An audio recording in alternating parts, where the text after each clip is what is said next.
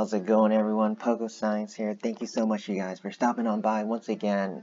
A new league is about to be introduced starting Monday, 1 p.m. Pacific time, the Kanto Cup and Master Premier Classic. We haven't seen Master Premier Classic for several seasons. I want to say maybe since like season 4 almost. It's been a long time, you guys.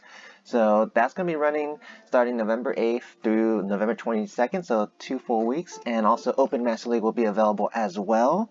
For this video, we're going to go ahead and discuss the player's choice of Kanto Cup. So Kanto Cup did win the Twitter poll that was set up a couple of weeks ago, and we're on pvpoke.com, an amazing free website, highly suggested if you don't already know.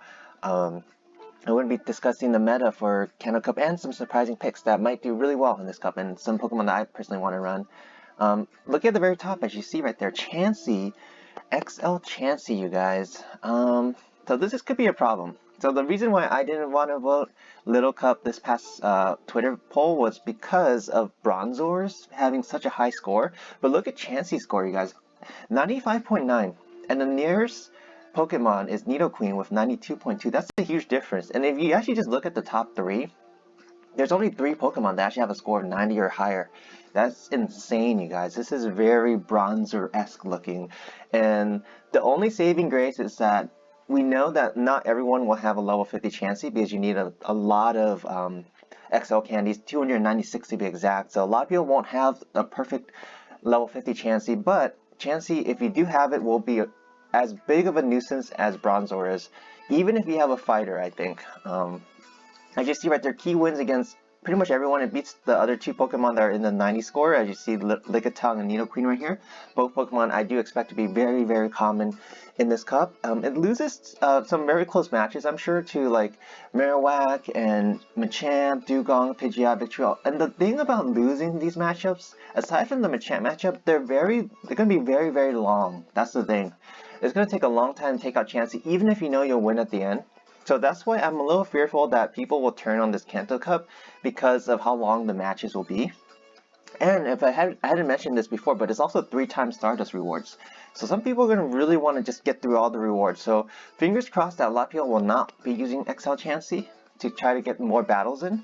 But it's a Pokemon you should consider. I don't think Chansey really dominates a bunch of different matchups. I think it'll do well and it'll probably eke out a win every couple of matchups for sure, as it is, you know, the one of the highest scores you can possibly get on PvPoke. So keep an eye out for that.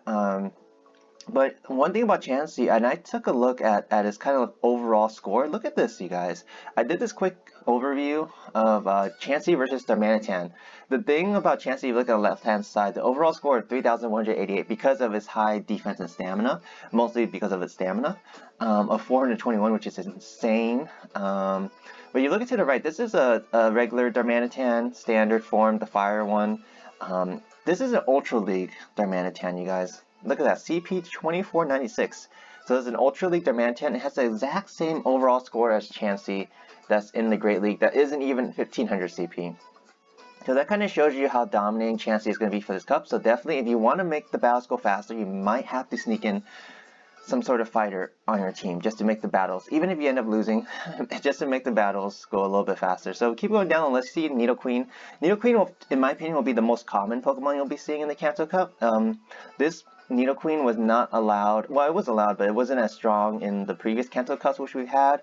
And speaking of which, none of the Kanto Cups have ever been for rating. All the Kanto Cups in the past have been either for Season 5, where pretty much everyone was getting Legend, and also came back a few times at the very end of the season after the ratings ended.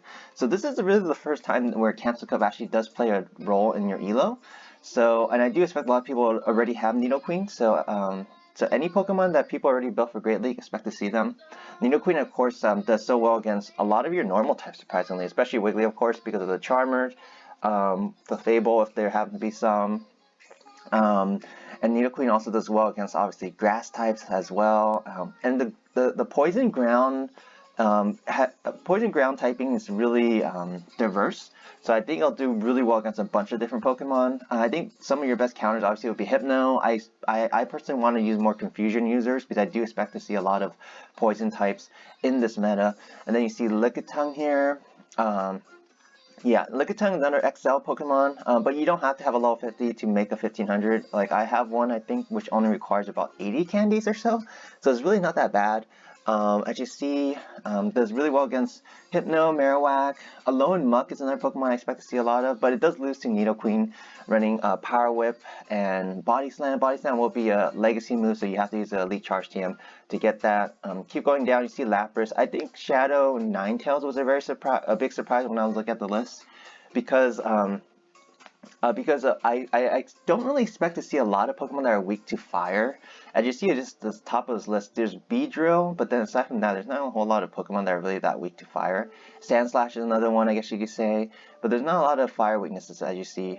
And there's also going to be a decent amount of water and ground, and it doesn't really resist like poison or anything, or ghost. So it's kind of in a weird spot. But it is encouraging to see that it does beat Lickitung and Nidoqueen, which both the Pokemon I do expect to see a lot of, and Hypnos as well. So maybe that's why Shadow Ninetales is up here. But keep in mind, this is a Shadow form, so you have to make sure you have the Shadow one in order to do better. And then you keep on going down the list. There's the Hypno we're talking about. Pidgeot cracked the top 10, so that's great to see Pidgeot getting some more shine again. Feather Dance, of course, got unlocked this season, so you can definitely use it. Pidgeot completely walls up Alolan Marowak, which is really good. Does well against Hypno, but keep in mind this Hypno is running, I think on PV Poke, all the Hypnos are running Thunder Punch Shadow Ball, which is the preferred moveset according to PV Poke, but people could be running different movesets, so keep that in mind. And then Lickitung, which is another good matchup, but it does lose to Nidoqueen, which kind of sucks considering Nidoqueen is a ground type. So always be aware of that. And then you see the Lone Muck and Lone Grimer family here, which is really cool to see.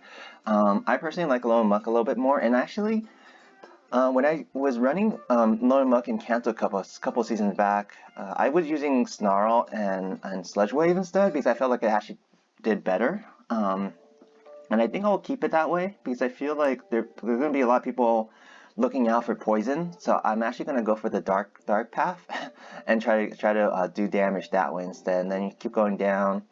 Seeing Dragonair, I remember Dragonair was there last Kanto Cup as well. Kind of up there, but not super threatening. I wouldn't worry about that too much.